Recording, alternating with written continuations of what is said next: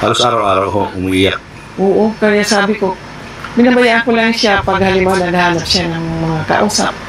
Dahil pag nandito sa bahay yan, labas, pasok, nangyayari yun. Sabi ko, sige, you can go ahead. Yan lang yung lugar na pinapunta niya, mga Amerikano.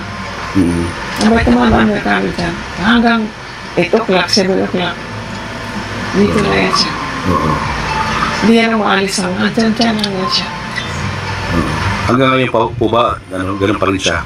Oo, ganun pa rin. Maawa nga ako eh. Sabi ko sa kanya, kailangan